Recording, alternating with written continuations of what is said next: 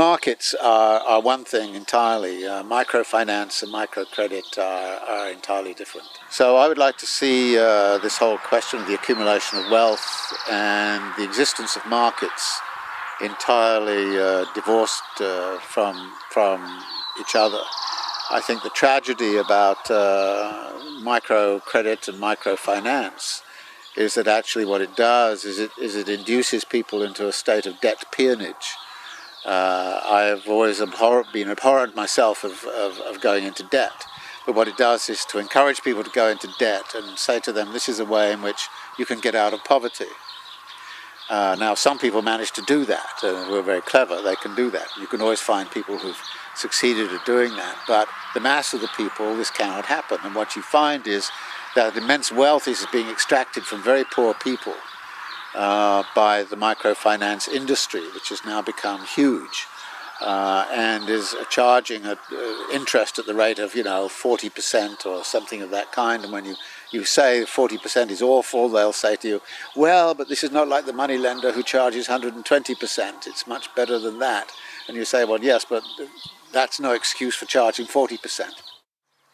One of the most obvious things that comes to me is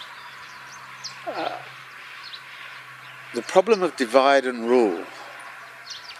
That ruling classes almost inevitably develop a capacity to divide and rule. And I think any movement of protest, if it is going to get anywhere and go anywhere, has to really take very seriously the idea that they will not be divided and they will not be diverted. And one of the ways in which division and diversion occurs is by pointing to somebody somewhere who is supposed to be at fault, other than those who are in power, who really have the power to remedy a situation.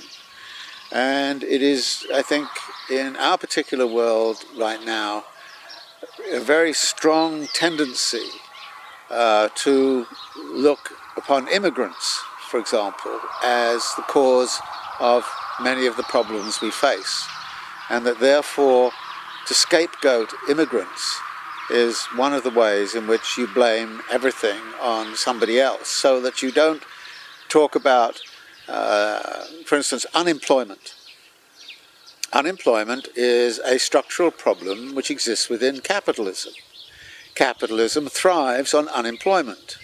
It does so because capital always requires an industrial reserve army of surplus labourers in order to keep the wage rate low. So capital creates unemployment even when there is no unemployment. So the foundation of unemployment is the policies of capital, which can operate both on the demand and the supply of labour. It affects the supply of labour through technological changes which throw people out of work, and of course it creates the demand for labour by its reinvestment. So unemployment is something which attaches to capital.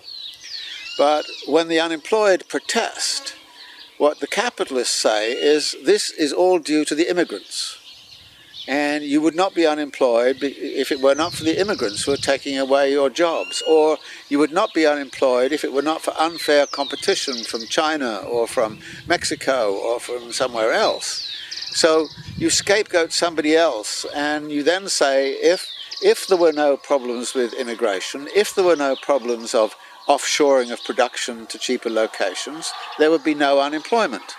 Well, go back to a world where those things were not happening and see if there was unemployment. There was always unemployment, and there always will be unemployment all the time.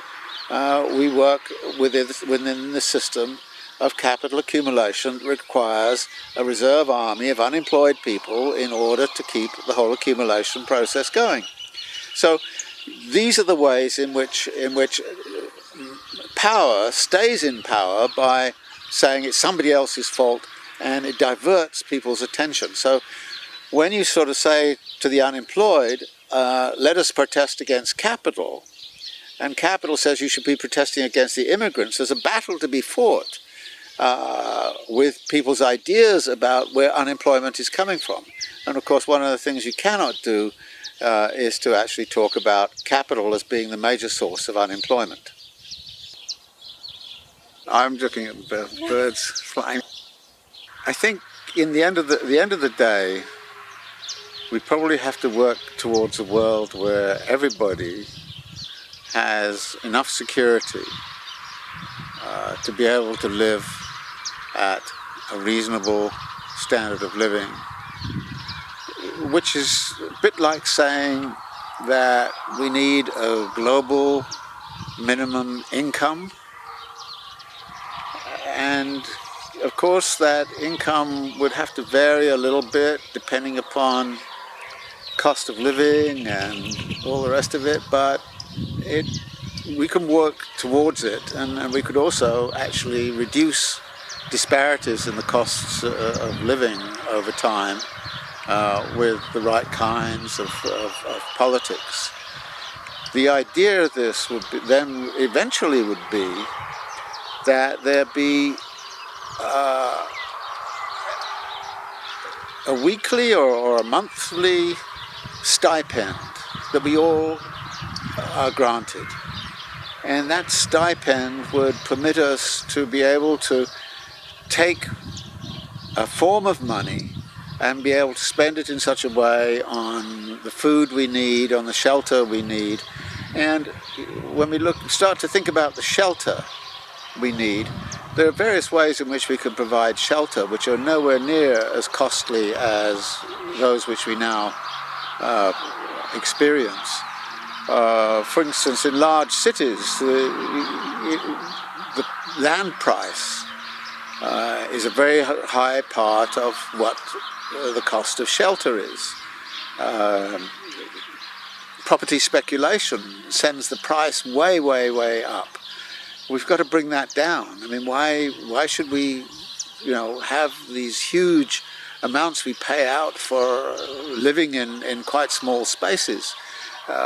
So there are many things of that sort that need to be taken care of in such a way that, like I suggest, at the end, what we do is to have this global minimum income, and we can it can be delivered to the world as if we are all shareholders in the work we do on planet Earth. And it's, in a sense, that sort of idea of being shareholders in the product of the Earth that seems to me to be crucial to what a future society might look like. And obviously that's a long way off.